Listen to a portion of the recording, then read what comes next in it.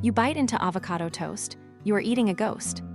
This fruit was once designed for an animal that no longer walks the earth. That giant pit in the center, it, was never meant to be thrown away. It was meant to be swallowed whole by something enormous and long gone. Roughly 13,000 years ago, that creature disappeared forever. The avocado should have died alongside it. Somehow, it didn't. To understand why, we first have to talk about giants. Picture North America before humans arrived, a continent ruled by monsters. Giant ground sloths, the size of elephants, roamed the ancient forests freely. Mammoths, mastodons, and ground sloths ruled these ancient landscapes. A single ground sloth could rear up 20 feet tall on its hind legs. To these enormous animals, a whole avocado was just one small, easy bite. They ate the fruit whole, pit and all, never bothering to chew it. The hard pit passed straight through their gut and out the other end. Miles away, it landed in a steaming pile of natural fertilizer. The tree fed the giant, and the giant planted the seed. Scientists call this an evolutionary anachronism, a relationship stranded out of time. In 1982, a tropical ecologist proposed a genuinely radical idea about fruit. Some fruits seem designed for ghosts that vanished long ago. Janzen and Paul Martin argued certain plants were built for extinct animals. Their 1982 paper in Science named a strange and overlooked botanical mystery. Why did some wild fruits seem far too big to make any sense?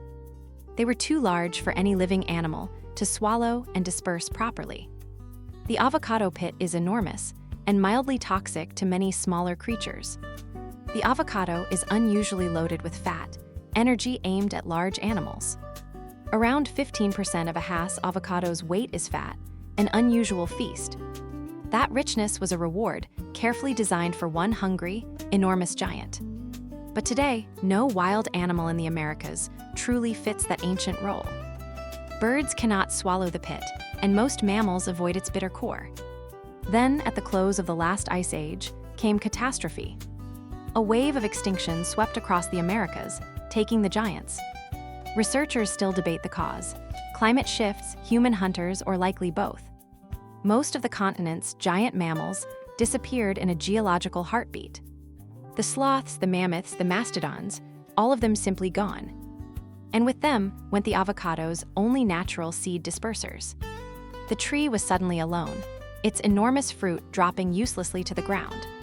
The pits rolled a few feet from. The trunk then rotted in the shade. Without giants, the avocado was a tree, falling out of step with its world. It should have shrunk back into the forest, a forgotten evolutionary mistake. But the avocado never went extinct. A new partner arrived to save it. That partner walked on two legs, carried tools, and would change everything. Humans found the fatty fruit delicious and began planting the seeds deliberately. Our hands did the work that a giant sloth's gut once did. Ancient peoples in Mexico were consuming avocados over 10,000 years ago. Around 1926, Rudolph Hass planted a single seedling in La Habra Heights, California. Almost every Hass avocado you eat traces back to that one Californian tree. U.S. consumption more than doubled in 2 decades, from 1 billion pounds upward. A fruit that lost its world became one of our most beloved. So next time you spread that creamy green flesh across your toast, remember, you are tasting a love letter written for a giant that no longer exists.